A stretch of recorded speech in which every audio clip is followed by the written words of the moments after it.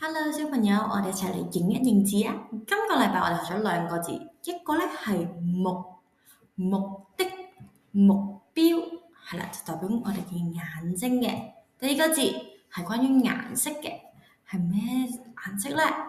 冇錯啦，就係白色個白字啦。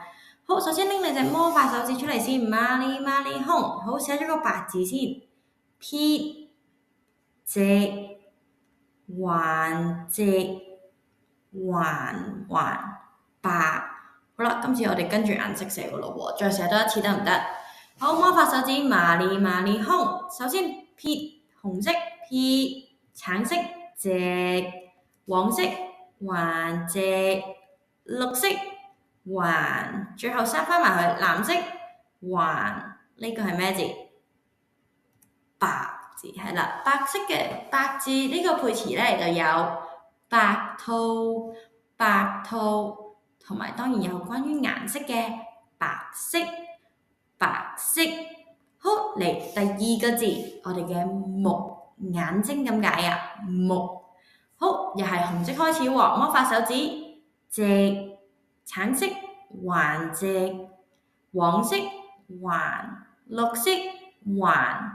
最後藍色閂埋，橫，呢個係個木字，非常好，唔係樹木個木啊，呢個係眼睛嘅木字啊。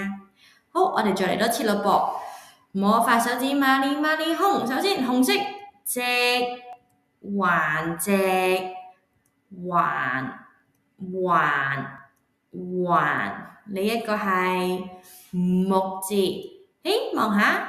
我哋有個紅色嘅標誌喺個地圖上面啦，呢個就係我哋嘅目的地，就代表我哋要去嘅地方。目的地，下面個男仔喺度做緊啲咩啊？冇錯啊，佢喺度踢緊波啊！佢將個波踢落個網度，個網係佢嘅目標，係啦，都會用到個木字噶。好啦，今日我哋嘅複習嘅詞語就去到呢度啦，我哋下個禮拜見啦，拜拜。